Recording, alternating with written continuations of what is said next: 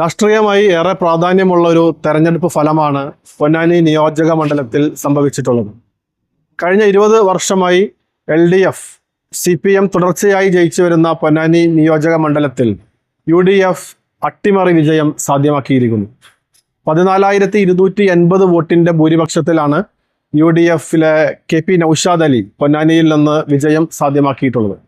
സമഗ്രമായൊരു വിജയമാണ് UDFിൻ്റേത്. പൊന്നാനി നഗരസഭ, ആലങ്കോട്, നന്നമുക്ക്, മാറഞ്ചേരി, വെളിയങ്കോട്, പെരുമ്പടപ്പ് എന്നീ മേഖലകളിൽ പൂർണ്ണമായി വലിയ ഭൂരിപക്ഷം സാധ്യമാക്കിക്കൊണ്ടാണ് UDF വിജയം കൊയ്തിട്ടുള്ളത്. അതിലേറ്റവും ശ്രദ്ധേയമായ ഒന്ന് പൊന്നാനി നഗരസഭയിൽ UDF സാധ്യമാക്കിയ ഭൂരിപക്ഷമാണ്.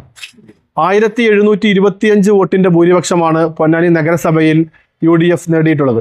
എക്കാലത്തും LDFിനൊപ്പം നിൽക്കുന്ന, CPMനൊപ്പം നിൽക്കുന്ന പൊന്നാനി നഗരസഭ LDFിനെ കൈയൊഴിഞ്ഞു എന്നുള്ളതാണ് ഏറ്റവും പ്രധാനപ്പെട്ട സുപ്രധാനമായ കാര്യം എന്നുള്ളത്.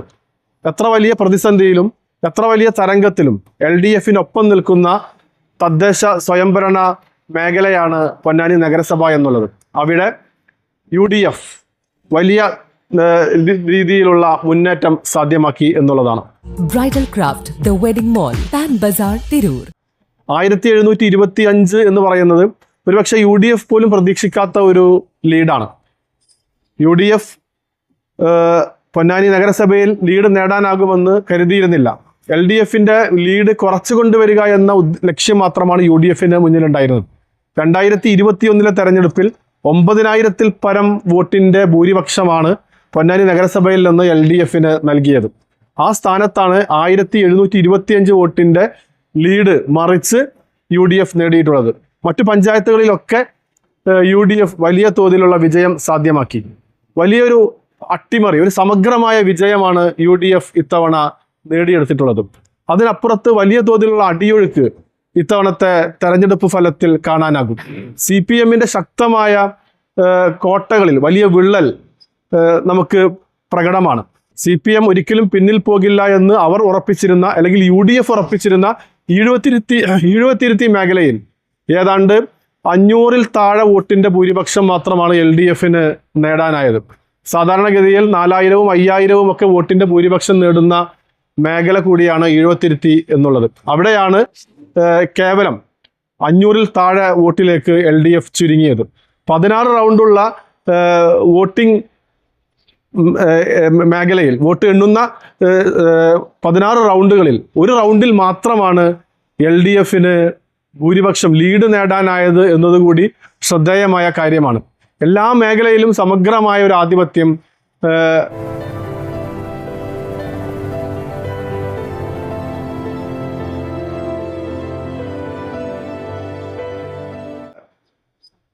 UDF സാധ്യമാക്കി എന്നുള്ളതാണ്.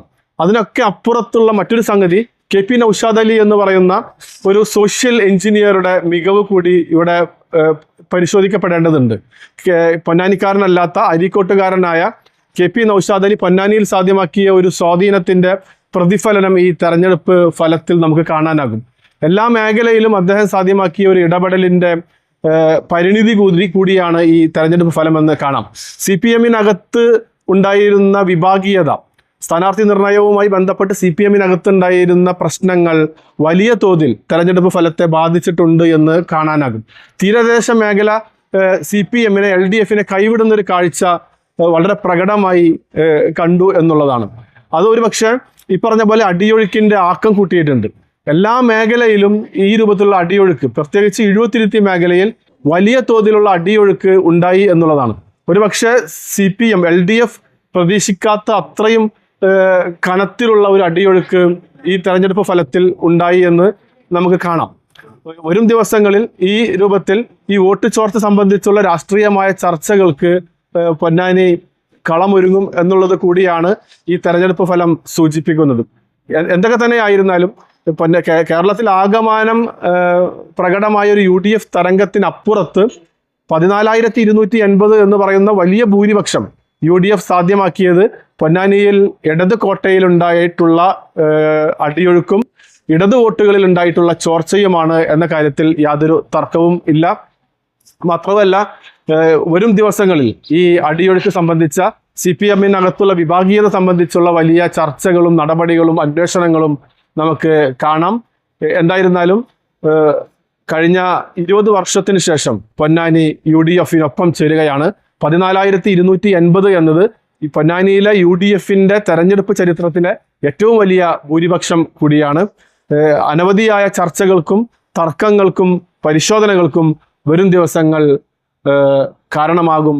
അത്തരത്തിലുള്ള ചർച്ചകളായിരിക്കും ഇനി വരും ദിവസങ്ങളിൽ നടക്കാൻ പോകുന്നത്. വർഷങ്ങളുടെ പ്രവർത്തന പാരമ്പര്യമുള്ള ജിഗാർഡ് അക്വ സൊല്യൂഷൻ ആധുനിക സൗകര്യത്തോടെയുള്ള സർവീസ് സെന്റർ എല്ലാ വീടുകളിലേക്കും സ്ഥാപനങ്ങളിലേക്കും ആവശ്യമായ വിവിധതരം വാട്ടർ ഫിൽറ്ററുകൾ, സോളാർ എനർജി സിസ്റ്റം, കറന്റ് ഉപയോഗം 60% കുറയ്ക്കുന്ന BLDC ഇലക്ട്രിക് ഉപകരണങ്ങൾ, CCTV ക്യാമറ സിസ്റ്റം തുടങ്ങിയ ഉപകരണങ്ങൾ ജിഗാർഡിൽ ലഭ്യമാണ്. നിങ്ങളുടെ ഫിൽറ്റർ ഏതുമാകട്ടെ മികച്ച ടെക്നീഷ്യന്മാരുടെ ഉത്തരവാദിത്തത്തോടെ ജിഗാർഡ് സർവീസ് ചെയ്തു കൊടുക്കുന്നു.